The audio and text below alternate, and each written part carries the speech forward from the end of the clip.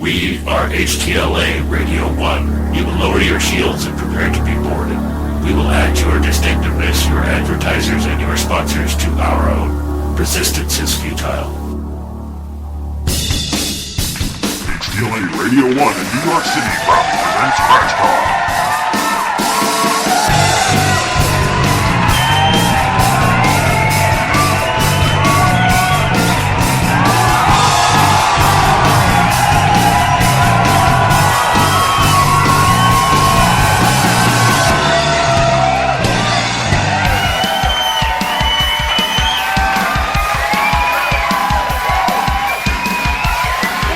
Gentlemen, HTLA 97.3 FM in New York proudly presents rock superstar Crash Jesus.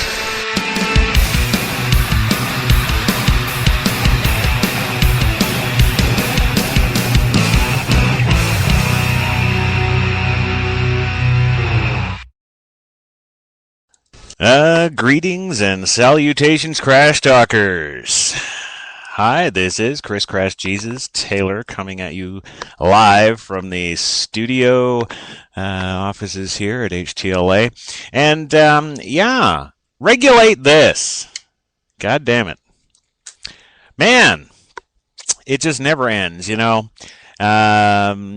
If you've been keeping up on some of the more recent shows, I've delved into politics twice now in the last two shows, and I really don't want to stay there, but this is kind of political, but a little more so, a little closer to home this show today. We're discussing today, of course, the internet and the announcement today that we are looking at 1 month out from now facing a regulated internet.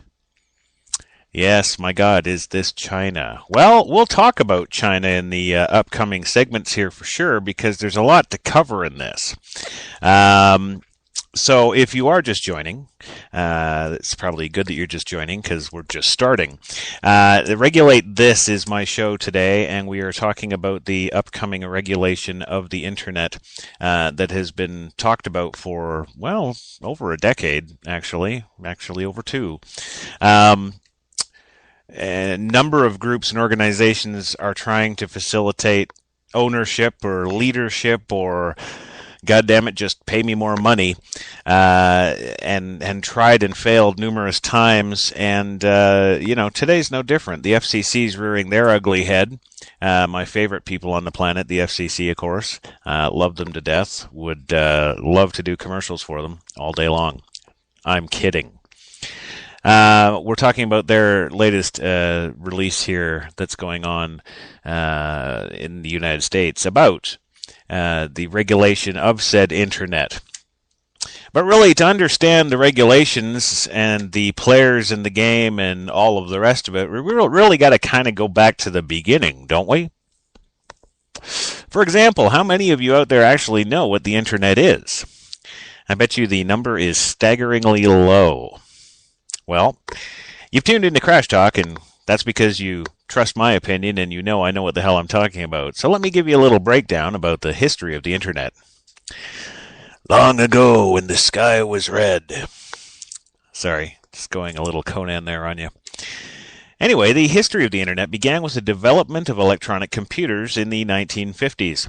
Some of you may remember this. I wasn't personally alive for this, but I do know it began in the 1950s. It began actually with point-to-point communications between mainframe computers and terminals, and was expanded to point-to-point connections between computers, and then, of course, the early research into packet switching came along. Yes, packet switch networks such as ARPANET and MILNET and NPL in the UK, TimeNet and Telenet were developed in the late 60s and early 70s, using a variety of different protocols. The ARPANET in particular led to the development of protocols for internetworking, where multiple separate networks could be joined together in a network of networks. Starting to sound familiar? Anywho, in 1982, the Internet Protocol Suite TCP/IP was standardized, and the concept of the worldwide network fully interconnected TCP/IP networks called the Internet was actually introduced. Access to the ARPANET was expanded in 1981 when the National Science Foundation developed the Computer Science Network, CSNet, and again in 1986 with the NSFNet. Oh, damn. All these letters and numbers. I'm screwed. Anyhow, the NSFNet provided access to supercomputer sites in the United States from research and education organizations all over the world. Commercial Internet Service Providers, or ISPs, began to emerge in the late 1980s and 1990s. The ARPANET was decommissioned in 1990. The Internet was commercialized in 1995 when the NSFNet was decommissioned, removing the last restrictions on the use of the Internet to carry commercial traffic. Now, since the mid-1990s, the Internet has had a drastic impact on the culture and commerce, including the rise of near-instant communication by electronic mail, instant messaging, voice-over Internet Protocol, or VoIP for you tech heads out there, two-way interactive video calls, and the World Wide Web with its discussion forums and blogs and social networking and online shopping sites. The research and education community continues even today to develop and use advanced networks such as NSF's Very High-Speed Backbone Network Service, or VBNS, Internet 2, and National Lambda Rail. Increasing amounts of data that are transmitted at higher and higher speeds over fiber optic networks operating at 1 gigabit per second, 10 gigabits per second, and even more. The Internet today continues to grow, and it's driven by ever greater amounts of online information, knowledge, commerce, entertainment, and social networking. So there you go. That is the Grand Poobah Crash's history of the Internet. There it is. For those of you tech heads out there that are more along that line of, the Milnet was actually the start because it was all military money and yada, yada, yada. You're partially right. Milnet was actually part of ARPANET, but in 1983 they actually split off. ARPANET remained the service for the academic research community, but direct connectivity between the networks has served for security reasons, gateways and electronic mail between two networks, etc. BBN Technologies actually built and managed both the Milnet and ARPANET, and the two networks used very similar technology, and Milnet, of course, is military net. Now, during the 1980s, the Milnet expanded to become the Defense Data Network, a worldwide set of military networks running at different security levels. In the 1990s, Milnet became NIPRNet. Yes, NIPRNet. It's true. It sounds funny, but it's true. Now, you might ask yourself before we get into today's show, gee, Crash, how is the Internet currently regulated? Well, the answer is the Internet is not regulated at all. It's a free-for-all jumble of pornography, my favorite, social networking, sites, blogs, and literally billions of websites. And it's all come together to serve mankind, or have mankind serve it, or however you want to look at that. Now, you might say to yourself, oh, well, I'm already bound by, all these agreements with my internet service provider, and I'm handcuffed. I can't do this, that, and the next thing because of my domain host, or all of these kind of things. Well, that's not internet regulation. What that is individual terms of use agreements that you agree to do business on the internet with anyone, whether it's just getting internet service to your home. You have to work with the ISP and pay them their monthly blood money, and then you have to also, of course, apply to their terms of service because they don't want to be liable for anything. They don't want to get sued for what you transmit, yada yada yada. So you agree to all their terms of service just to provide the access to you, the user. Then, of course, on up the chain, there's a number of other self-purported internet regulation groups. The first is one called the Internet Society. They provide leadership in addressing issues that confront the future of the internet. and as the organization home for the groups responsible for Internet infrastructure standards. Isn't that a mouthful? There's also the Internet Architecture Board. Their responsibilities include Internet standards and oversight. Yes, no interdiction there, just oversight. So all that crazy donkey sex you're seeing on some of those porn sites, they're keeping an eye on it too. Yeah, there you go. The Internet Engineering Task Force.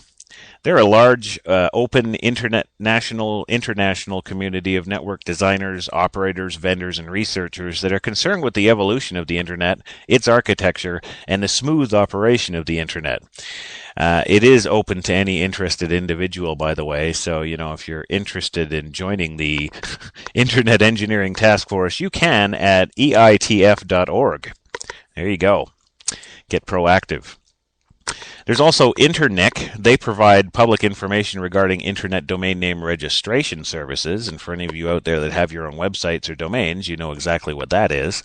Then there's the PFIR, People for Internet Responsibility. Oh, I love this stuff. A group of people concerned about the present and future operations, development, management, and regulation. Oh, there's the word of the Internet. Yes, they are.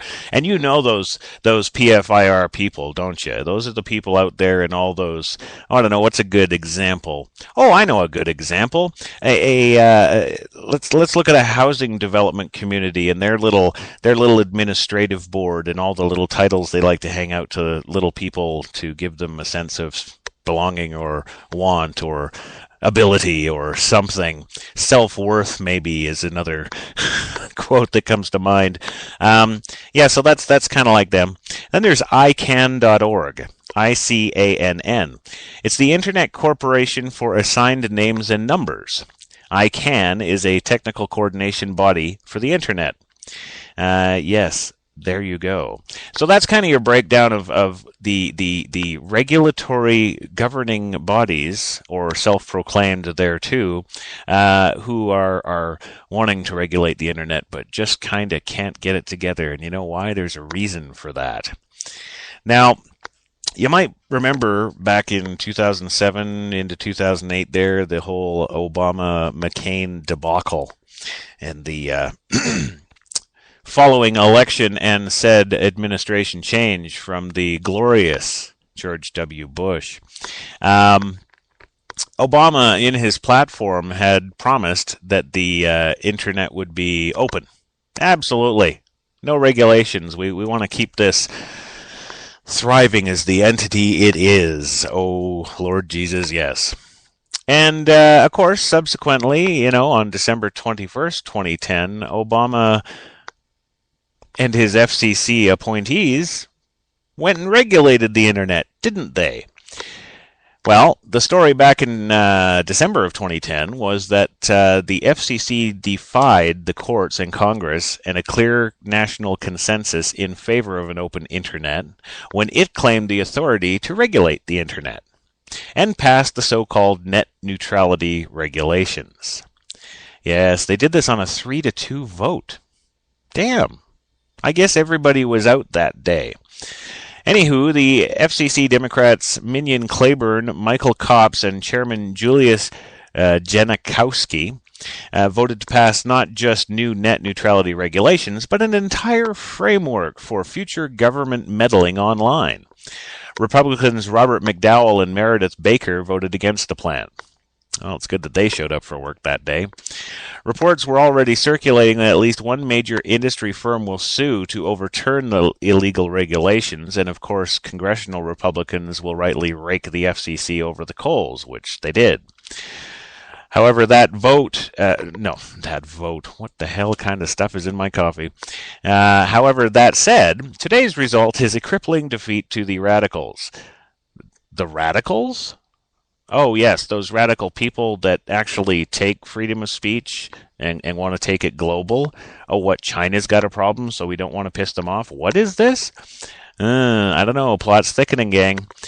Anyway, Mike Wendy says he's right. This is not a good result from the FCC. The only good result would be freedom through a hands-off approach, but there truly were possibilities far worse than a net neutrality framework that leaves the wireless market relatively open. It also does not claim the authority to set price or content controls and leaves open a so-called paid prioritization